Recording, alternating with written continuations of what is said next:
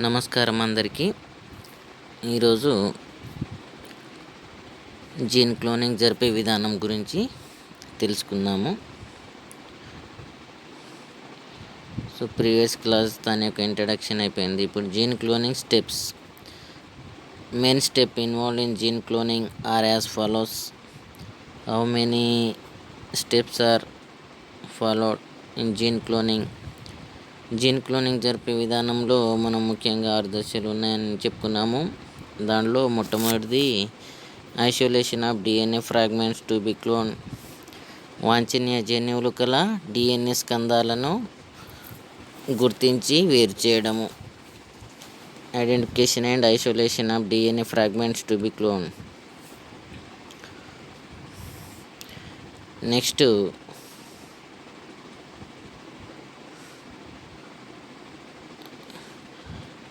injection of isolated DNA into the suitable vector from the recombinant DNA. వేరు చేసిన డిఎన్ఏను తగిన క్లోనింగ్ వాహకంలోకి ప్రవేశపెట్టబడుట. థర్డ్ వన్ వచ్చేసి introduction of the recombinant DNA into a suitable organism. పునఃసంయోజక డిఎన్ఏను తగిన అతిథేయ కణంలోనికి ప్రవేశపెట్టడము. దాన్ని మనము అతిథేయ కణం అంటాము, హాస్ట్ అని పిలుస్తాము. Selection of the transform host cells and identification of the clone containing the gene of interest. అంటే పరివర్తనం చెందిన అతిథేయ కణాలను వరణం జరపడము. వరణం జరిపిన తర్వాత పరివర్తన రకాలను ద్విగుణీకృతం చేయడం. Multiplication expression of the introduced gene in the host.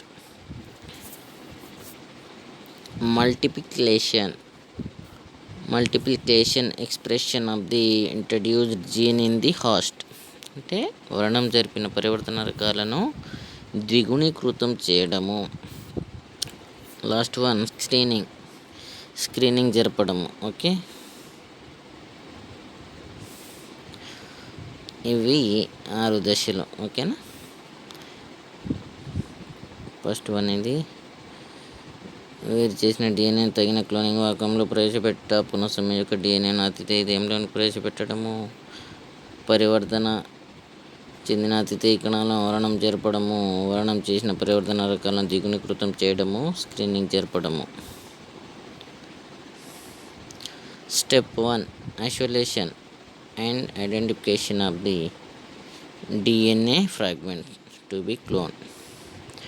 The operation of gene cloning primarily needs 2 basic things in their purified stage: the gene of our interest and the vector.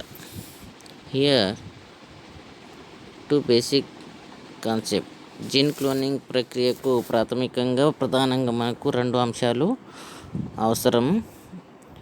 అవసరంగా ఉంటాయి. అవి దాంట్లో జీన్ ఆఫ్ అవర్ ఇంటరెస్ట్ అంటే వాంఛనీయ జన్యువు అంటాము.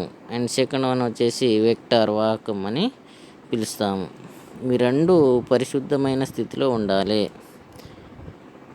ఏ gene interest is a fragment of gene whose product may be a protein, enzyme or a hormone. ఈ వాంఛనీయ జన్యు యొక్క ఉత్పన్నం ఏ విధంగా ఉండాలి? ప్రోటీను లేదా ఎంజైము లేదా హార్మోన్గా ఉంటుంది. The vector is a carrier molecules which can carry out gene of interest into a host, replicate there along with the gene interest, making its multiple copies. Vector అనేది వాంఛనీయ జన్యువును అతిథేయ కణంలోనికి బదిలీ చేసే వాహకంగా ఉండి వాంఛనీయ జన్యువుతో సహా ప్రతికృతి చెందే విధంగా ఉండాలి. డిఎన్ఏ వాంఛనీయ డిఎన్ఏ ఉంటాయి కదా, వాంఛనీయ డిఎన్ఏ స్కందాలను మనం ఏం చేస్తాము? జీనోమిక్ లైబ్రరీ అదేవిధంగా ఆర్డిఎన్ఏ లైబ్రరీ పీసీఆర్ సైకిల్ ద్వారా తయారు చేస్తాము. In this state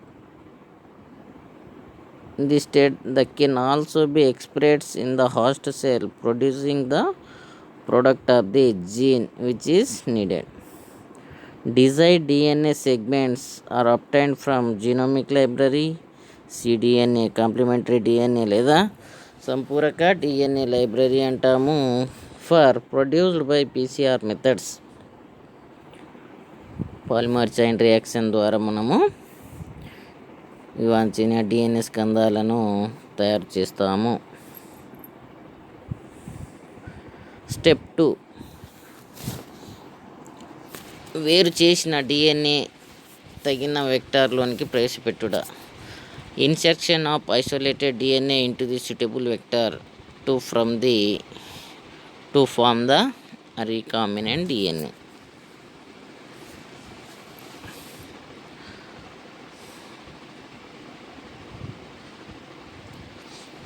The next step is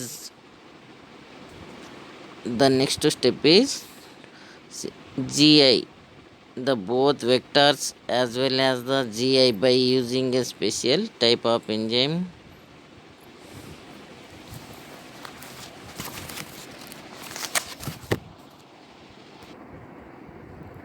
ఇక్కడ చూడండి, the next step is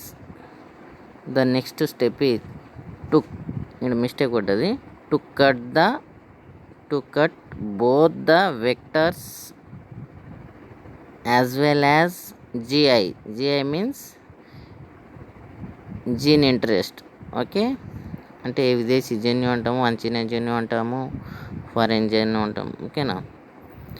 by using a special type of enzyme called, here the mistake, called restriction ఎండోన్యూక్లియేజ్.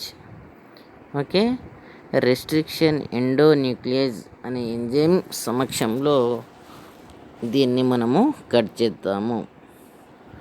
ఇన్సెక్షన్ of isolated DNA into the suitable vectors. Restriction endonuclease is an enzyme that cuts double stranded or single stranded DNA specific recognition nucleotide sequencing known as restriction sites towards the inner region. ఇక్కడ వేరు చేసిన డిఎన్ఏను తగిన వెక్టర్లో ప్రవేశపెట్టడంలో మనకు వెక్టార్లు అనేవి it is a using by the cloning vehicles. As a cloning vehicles the plasmid, cosmids, bacteriophage etcetera as a using by the vectors. వెక్టార్లు అనేవి క్లోనింగ్ వాహకాలుగా ఉపయోగిస్తాము. ప్లాస్మిడ్లు, కాస్మిడ్, బ్యాక్టీరియోఫేజ్లు మొదలగునవి ఈ రకాలను మనము వాహకాలుగా ఉపయోగిస్తాము. ఈ దశలో వాంఛనీయ జన్యువు గల డిఎన్ఏని, వెక్టార్ని ఒకే రకమైన రెస్ట్రిక్షన్ ఎండోన్యూక్లియేజ్ అంటే కేంద్రకాన్ని చీల్చే ఎంజైమ్లు ఏవైతే ఉంటాయో రెస్ట్రిక్షన్ ఎండోన్యూక్లియేజ్ ఎంజైమ్తో కత్తిరిస్తాము. వాటిని మాలిక్యులర్ సీజర్స్ లేదా అణు కత్తెరలని కూడా పిలుస్తాం మనము. దీన్ని ఈ రెస్ట్రిక్షన్ ఎండోన్యూక్లియేజ్ ఎంజైమ్ని. ఓకేనా. ఇవి ఏం చేస్తుందంటే డిఎన్ఏని ఒక స్పెసిఫిక్ సైట్ వద్ద కత్తిరిస్తాయి. ఓకేనా. ఈ ప్లాస్మిడ్ అనుకోండి, దీనికి ఒకనొక స్పెసిఫిక్ సైట్ వద్ద కత్తిరిస్తుంది. అందువల్ల దీన్ని మాలిక్యులర్ సీజర్స్ అని కూడా, అణు కత్తెరలని కూడా పిలుస్తాము. డిఎన్ఏ లైగేజ్ ఎంజైమ్ అంటున్నాము. డిఎన్ఏ లైగేజ్ ఎంజైమ్ ఏం చేస్తుంది, to both the vectors and foreign డిఎన్ఏను ఇన్సెక్ట్ చేసి దాన్ని రెండింటిని కలుపుతుంది. అదే డిఎన్ఏ లైగేజ్ ఎంజైమ్ సమక్షంలో. ఓకేనా. ఈ రెండు ఎంజైమ్ అంటే డిఎన్ఏ ముక్కలను వాహకంలో ప్రవేశపెట్టి రెండింటిని కలుపుతాము, రెండింటిని జాయింట్ చేస్తాము. కాబట్టి దాన్ని డిఎన్ఏ లైగేజ్ ఎంజైమ్ సమక్షంలో అతికిస్తారు. కాబట్టి ఈ చర్యను లైగేషన్ అంటాము. ఏమంటాము? లైగేషన్ అంటాము. ఆఫ్టర్ లైగేషన్ మనకు hybrid of 2 DNA molecules, gene of interest and vector.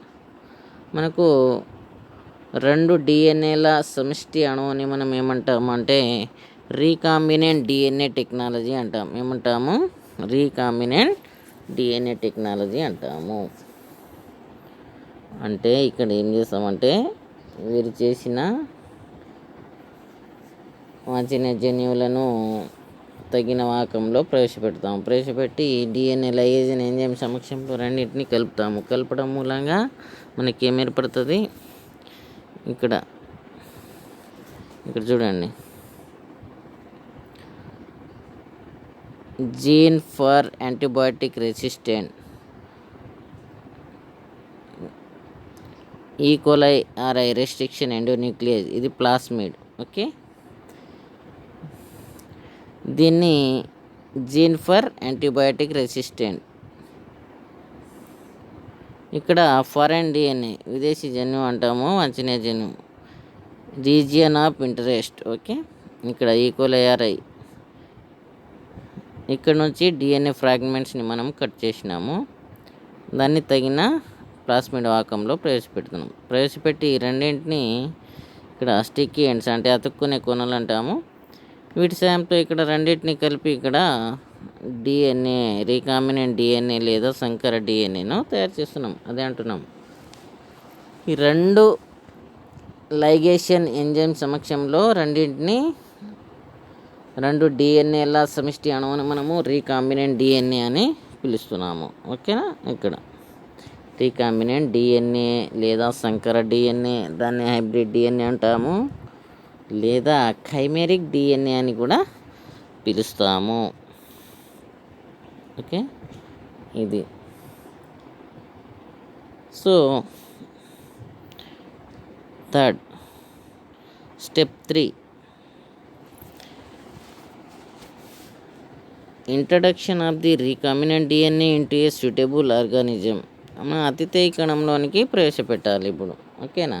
పునఃసంయోజక DNAను తగిన అతిథేయ కణంలోనికి ప్రవేశపెడతాము. అతిథేయ కణంగా ఇక్కడ మనము బ్యాక్టీరియా కణము, ఈకోలై బ్యాక్టీరియా కణాన్ని పేర్కొంటాము. ఓకేనా?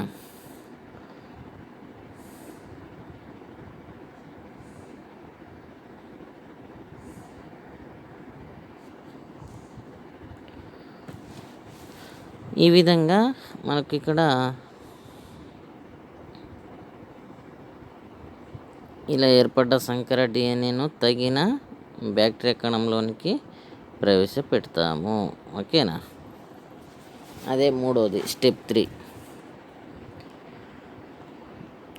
Introduction of the recombinant DNA into a suitable organism noun as host.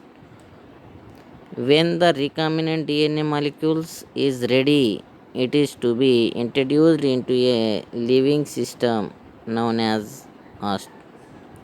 This is done either for one or both of the following reasons: to replicate the recombinant DNA molecules in order to get the multiple copies of our gene of interest, to let our gene of interest get expressed and produce the proteins which is needed by us. Step 3 is done by various ways and strictly depends upon the size of the DNA molecules and the nature of gene of interest. The various methods followed to carry out this includes electroporation, microinjection, liposuction. These are 3 process.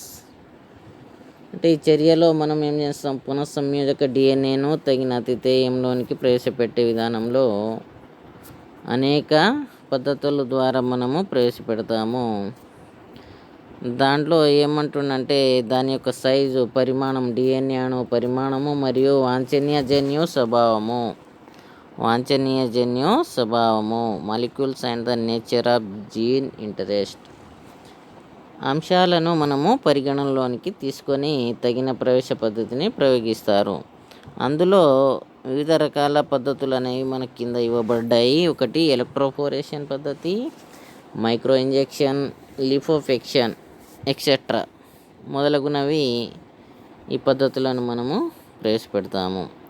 Generally calcium chloride is added to E coli culture. సాధారణంగా మనము E. coli వర్ధనాలకు ఇచ్చెరిషియా కోలై వర్ధనాలకు calcium క్లోరైడ్ని కలుపుతాము. ఇది calcium chloride కలపడం మూలంగా ఏమవుతాయంటే అతిథేయి కణకవచాల పొరలు loose అవుతాయి. Loose అయ్యి ఇక్కడ మనకు రంధ్రాలు అనేవి ఏర్పడడం మూలంగా దానిలోకి ఈ కణాలను ప్రవేశపెడతాం. Host cell membrane became porous by this treatment. దీని చర్య వల్ల అతిథేయి కణకవచ పొరలలో రంధ్రాలు ఏర్పడతాయి. Then heat shock is given. తర్వాత అతిథేయి కణాలను హీట్ షాక్కు గురి చేస్తాము. It helps our promotes the entry of rDNA into host cell. ఈ చర్య అతిథేయి కణంలోనికి త్వరగా ఆర్డిఎన్ఏ అణువులు ప్రవేశించే విధంగా మనకు ప్రేరేపిస్తుంది. In this process some of the host cells will take up the recombinant DNA and some will not. ఇక్కడ ఏమవుతుందంటే కొన్ని అతిథేయి కణాలు ఆర్డిఎన్ఏ అణువులను గ్రహించడము, కొన్ని గ్రహించకపోవడము అనేది సంభవిస్తుంది. In this process some of the host cells will take up the recombinant DNA and some will not.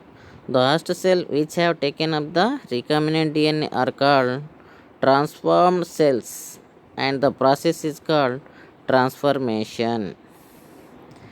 ఇక్కడ మూడో దశలో ఏం జరుగుతుంది అంటే పునఃసంయోగ డిఎన్ఏను తగిన అతిథేయిలోనికి ప్రవేశపెడతాము.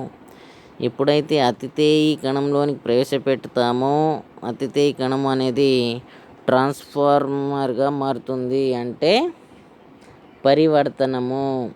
పరివర్తనము చెందుతుంది. ఓకేనా. ఆర్డిఎన్ఏ అణువులను గ్రహించిన అతిథేయి కణాలను పరివర్తనం చెందిన కణాలు అంటారు. ఎందుకంటే అక్కడ ఏర్పడ్డ శంకర డిఎన్ఏ లేదా ఆర్డిఎన్ఏ అనేది దాన్ని అతిథేయి దేహంలోనికి ప్రవేశపెట్టినప్పుడు అది పరివర్తన కణంగా మారుతుంది. పరివర్తన కణంగా మారి ఆ విధానాన్ని మనము పరివర్తనము అంటాము, ట్రాన్స్ఫర్మేషన్ అంటాము. The host cells which have taken up the recombinant DNA are called transformed cells and the process is called transformation. ఓకేనా. ఏమంటాము? పరివర్ధనము అంటాము.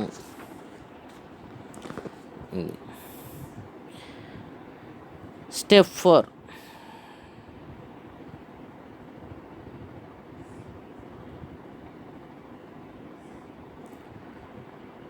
Step 4. Selection of the transverse host cells and identification of the clone containing the gene of interest. పరివర్తనం చెందిన కణాలకు వర్ణం జరపటము. Selection of the transfer host cells and identification of the clone containing the gene of interest. సాధారణంగా మనము పరివర్తన ప్రక్రియ వల్ల మిశ్రమ జనాభా కలిగిన అతిథేయి కణాలు ఏర్పడతాయి. The transformation process generate remix population of transferred and non transfer host cells. ఓకేనా. కొన్ని పరివర్తనం చెందినవి కొన్ని మిశ్రమ జనాభాల్లో ఉత్పన్నమవుతాయి. పరివర్తనం చెందినవి కొన్ని ఏర్పడి మిశ్రమ జనాభాలో మనకు ఏర్పడతాయి. As we are interested only in confirm itself becomes necessary the filter them out. అప్పుడు ఏం చేస్తాము? వర్ణం ద్వారా మనము పరివర్తనం చెందిన రకాలను ఎంపిక చేస్తాము. This is exactly what is done in the selection process. మనము పరివర్తనం ద్వారా ఎంపిక చేస్తాము. వర్ణ ప్రక్రియకు అనేక రకాల పద్ధతులు అమలులో ఉన్నాయి.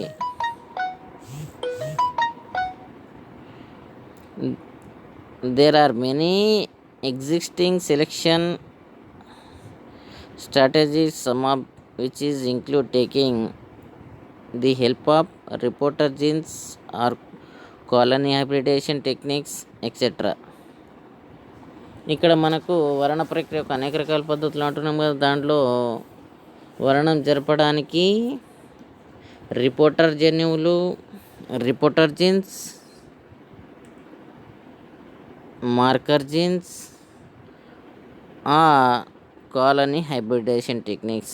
These are the three main techniques are used in the selection of process of gene interest. Marker genes are employed mainly in the selection procedure.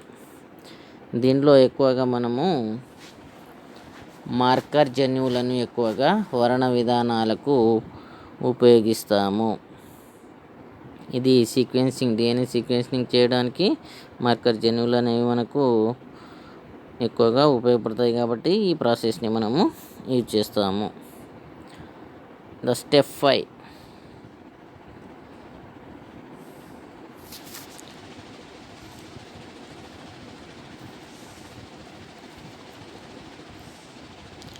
వరణం చేసిన పరివర్తన రకాలను క్లోన్స్ని ద్విగుణీకృతం చేయడము.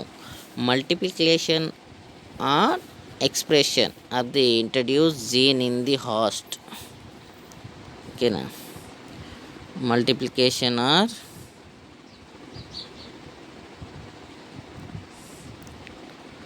expression of the introduced gene in the host. After obtaining purified transformed cells by the screening process, they are provided with the parameters to grow and multiply. వరణం జరిపి గుర్తించిన రకాలు తాజా పోషక యానకంలో ప్రవేశపెట్టి అవసరమైన పోషకాలను అదనంగా చేర్చి ఏం చేస్తామంటే ఇంక్యుబేషన్ ప్రక్రియ జరుపుతాము. జరిపి వాటిని పెరిగేటట్లు చేస్తాము. ఈ దశలో అతిథేయ కణాలు పలుమార్లు పునరావృతంగా అనేక విభజనలు చెంది విభజనలతో పాటు ఆర్డిఎన్ఏ కూడా ప్రతికృతి చెందుతుంది. ఈ దశలో ఈకోలై ప్రతి 2 నిమిషానికి ప్రత్యుత్పత్తి చెంది మనకు వేల సంఖ్యలో కాలనీలు ఏర్పరుస్తుంది, సమూహాలుగా ఏర్పరుస్తాయి. ప్రతి ఒక్క కాలనీలో సుమారు 100 నుంచి 200 వరకు కణాలు ఉంటాయి. 100 నుంచి 200 వరకు కణాలు అనేవి ఉంటాయి. ఫలితంగా ప్రతి ఈకోలై కాలనీలో వాంఛనీయ లక్షణాలు కలిగిన జన్యువులను మిలియన్ల సంఖ్యలో లభిస్తాయి మనకు. ఇక్కడ చూడండి. In this step the transform host cells are introduced in fresh culture media which provide them rich nourishment followed by an incubation in the hot air oven at right temperature. తగిన ఏం చేస్తాము, ఇంక్యుబేట్ ప్రక్రియకు గురి చేస్తాము పోషకాలన్నీ కలిపి. అసలు ఏమవుతుంది, the production of multiple colonies is all due to rapid divisions of E coli. వాకంలో ఎక్కువగా ప్రేరేపితం జరిగి మనకు అనేక సంఖ్యలో కాలనీస్ ఏర్పడతాయి. This rapid rate that is division of each equal at the end of every 2 minutes of division produces E coli colonies in 1000. Each such colony contains about 100 to 200 cells. Genes with desired characters are available in millions in each colony of E. coli. ప్రతి ఒక్క కాలనీలో సుమారు 100 నుంచి 200 వరకు కణాలు ఉంటాయి. ఫలితంగా ప్రతి ఈకోలై కాలనీలో వాంఛనీయ లక్షణాలు కలిగిన జన్యువులు మిలియన్ల సంఖ్యలో ఏర్పడతాయి మనకు. ఇది step 5. Last one step 6 screening జరపడము. వాంఛనీయ లక్షణాలను కలిగిన జన్యువులు లేక వాంఛనీయ డిఎన్ఏ ఇన్సెట్స్ను కలిగిన క్లోన్స్ని గుర్తించడం మరియు వాటిని వేరు చేయడం అనే 2 అంశాల కోసం మనము స్క్రీనింగ్ ప్రక్రియను జరుపుతాము. It is done to identify and to isolate colonies having desired DNA inserts or gene of interest. Okay. వాంఛనీయ లక్షణాలు కలిగిన జన్యువులు లేదా వాంఛనీయ డిఎన్ఏ ఇన్సెట్స్ కలిగిన క్లోన్స్ని గుర్తించడము. ఒక జీవి యొక్క మొత్తం జన్యువులను క్లోన్స్ అంటాము మనము. ఈ క్లోన్స్ని గుర్తించడము మరియు వాటిని వేరు చేయడము అనే 2 అంశాల కోసము స్క్రీనింగ్ జరుపుతాము. The second stage of cloning compressors of identifying a colony of E. coli which contains the gene of interest. వాంఛనీయ జన్యువు కలిగిన ఈకోలై కాలనీని గుర్తించడానికి క్లోనింగ్ యొక్క రెండవ దశ సహాయపడుతుంది. For this blue white screening method is adapted by employing new generation vectors like PUC1 and PGEM etcetera. దీని కొరకు సాధారణంగా మనము బ్లూ వైట్ స్క్రీనింగ్ పద్ధతిని ఈ ప్రక్రియను జరపడానికి plasmid, university of California 19 PGEM వంటి ప్రత్యేక వాహకాలను వెక్టార్స్గా ఉపయోగిస్తాము. ఓకేనా. PUC19 vectors ఎక్స్గాల్ 5-బ్రోమో 4-క్లోరో 3-ఇండోల్ beta గెలక్టోసైడ్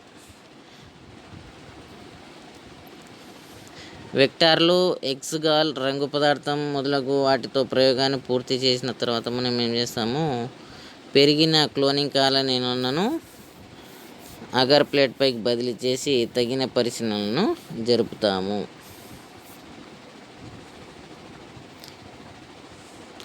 LB agars plates etcetera. ఓకేనా. ఇది results blue and white colour colonies on the experimental screen. మనకు ఈ ప్రయోగ సంబంధిత స్క్రీన్ పైన ఏం ఏర్పడతాయి, బ్లూ మరియు నీలము తెలుపు రంగు వర్ణములు కలిగిన కాలనీలు ఏర్పడడాన్ని మనము అబ్జర్వ్ చేస్తాము. White colonies contain desired DNA inserts and blue ones are without any insert.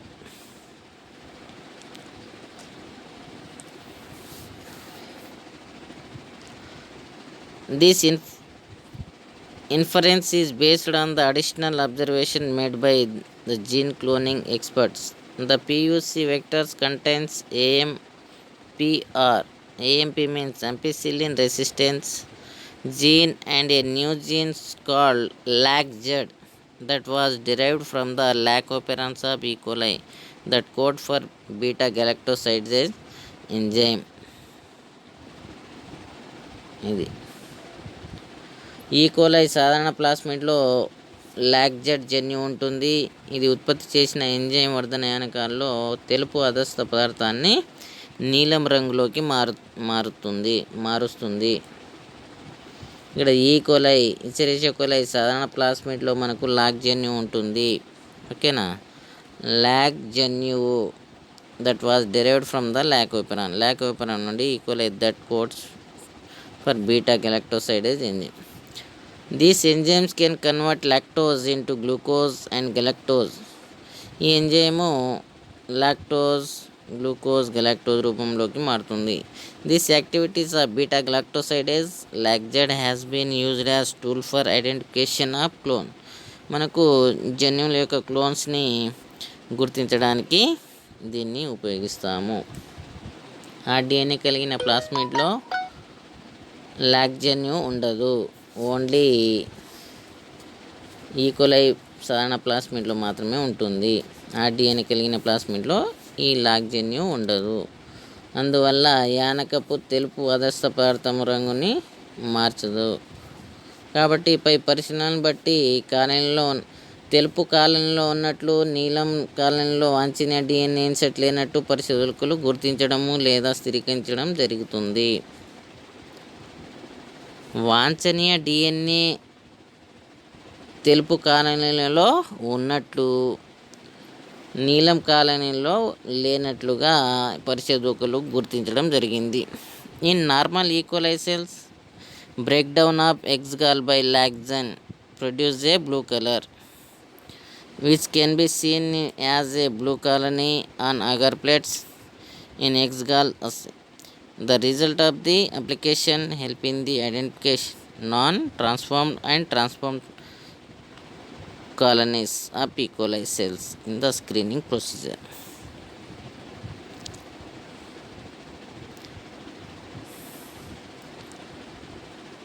ఇది విదేశీ జన్యు అంటాము, ఫారెన్ DNA. ఇది ప్లాస్మిడ్. ఓకేనా. సాధారణ ప్లాస్మిడ్ ఉంటుంది. రిస్ట్రిక్షన్ సైడ్ ఓకేనా, లాక్ జీన్స్ అనేది ఉంటుంది. Ampicillin resistant jeans.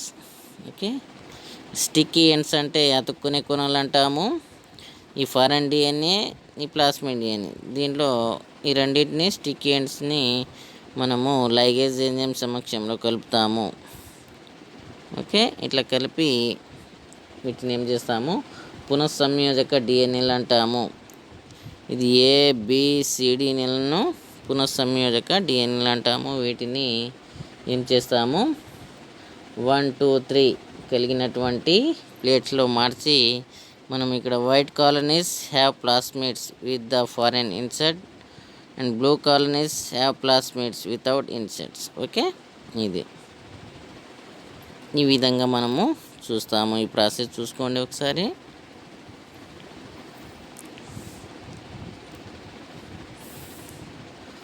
Isolation of desired DNA and suitable vectors. Cutting desired DNA and vector with the same restriction enzyme. Injection of DNA fragments into a suitable vectors into the restriction site. Formation of DNA molecules. Transformation, selection, identification and multiplication of clones containing the desired gene. Formation of colonies in fresh culture. Screening for the identification and isolation of clones having desired gene in the colonies on the screening plate by the color at the colonies. ఈకోలైలో సాధారణ plasmid నిర్మాణము, కత్తిరించడము, అతికించడము, DNA స్కందాన్ని ప్లాస్మిడ్ని కలపడము, పునఃసంయోజక డిఎన్ఏలు ABC ఆ డిఎన్ఏను ప్రవేశపెట్టడము, పరివర్తనం చెందించడము, ద్విగుణీకరణం చేయడము. E. coli కాలనీలు ఏర్పడి screening తర్వాత తెలుపు నీలం రంగు కాలనీలు ఏర్పడే దశలో పరివర్తన అతిథేయ కణాలను గుర్తించడము. ఇవన్నీ మనకు ఆ డిఎన్ఏ టెక్నాలజీలో జరుగుతాయి. In transformed host cells no lacZ gene, no chemicals breakdowns, no colour change, formation of white colonies. In non transformed host cells lacZ, coloration, formation of blue color. Okay, thank you.